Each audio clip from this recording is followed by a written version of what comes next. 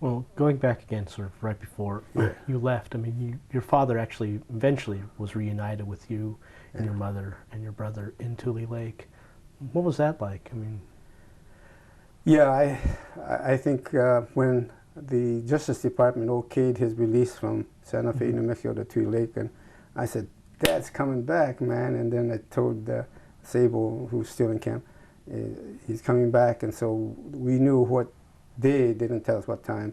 So we're waiting for a truck to drop him off, and we waited. I remember it was in the afternoon, and it was a hot day, and the truck dropped him off, and he had to get off the back, and I grabbed his luggage, and I brought it inside. And now, I didn't see him from 41 December 7th till 44 something in the 44.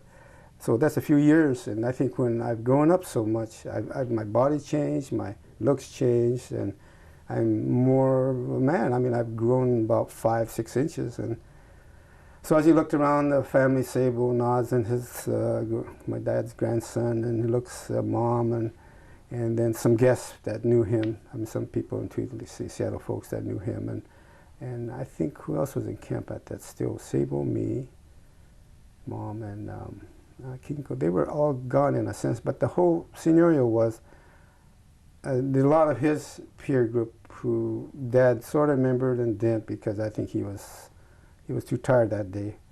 But the bad scenario was, as he went around the room, he nodding his head and kind of greeting everybody by looking at them and kind of saying, "I think I know you, but hi, how are you?" But then he points to me, and of all people, and he says, "Who's this boy?"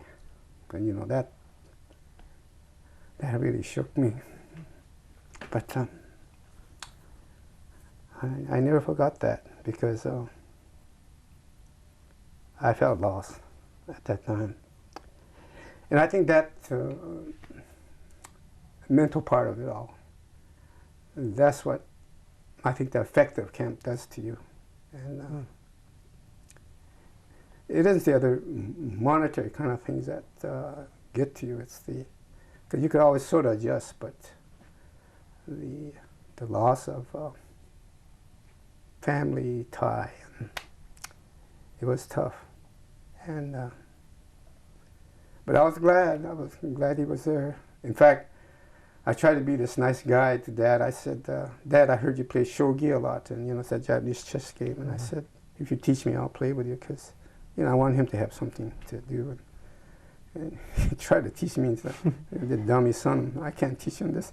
But I tried. I really tried. And my brother Sable knew how to play. He tried to say, "You're too dumb for this, How could Dad won't have fun playing with you?"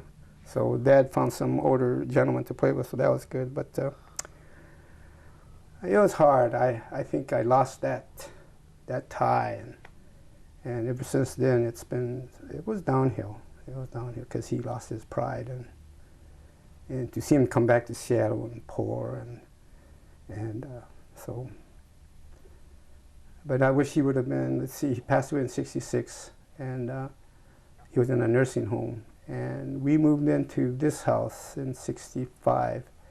I wanted him to come see the place, but mentally he wasn't able to deal with that, and because I wanted him to be proud that I have this nice home, and I wanted him to appreciate it and think that it wasn't for him to be proud of me, and but I think he couldn't. And then when Mom passed away in '77, well, she was in a nursing home, but one Thanksgiving I thought, oh, maybe she could come over.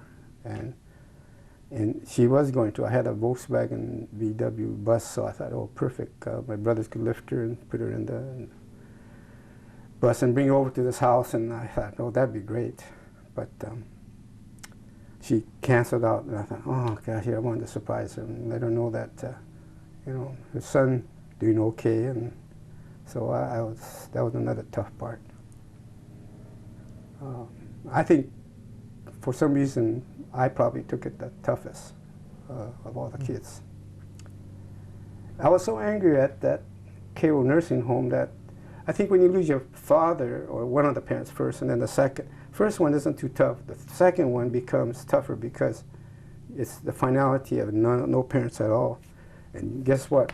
I was at on the parking lot after I found out, waiting for the doctor to arrive, and I went to the Buddhist bus was parked there, and I was angry and heck. And Susie, my daughter, was with me, and I was angry at the world that this had happened, and I punched right into the side of the bus, and I must have hit right in between the flanges, so that there's a big dent. Okay, I said, "Gee, did I do that? Because it don't hurt my hand. I must have hit it perfect, right?"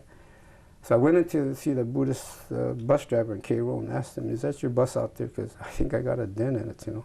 He came on and says, "That's not you. How could your car isn't that high?" I said, "No, your hand. What are you doing up there?" And I didn't realize that when you're angry, I've done that. But you know, he didn't believe me. He didn't believe I did that. I said, "I did it with my hand. My daughter could tell you, but whatever the damage, I'll pay for it." And then he says, "No, it's okay." And it was sort of a humor thing, and yet I was angry. And that what happens when you lose your final parents.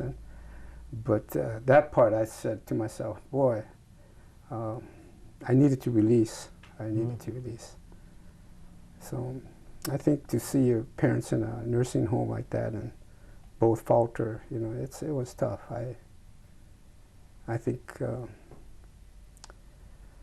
know, you don't want to deal with that, and yet I'm glad I feel that way. I think it's because, you know, I cared for them so much. And I wish I could have done more, but at the baby, the family, you can't, you know, wealthy enough to take care of them, or you got your own life to lead. But they always managed to take care of me, always, so, you know. But we all survived. And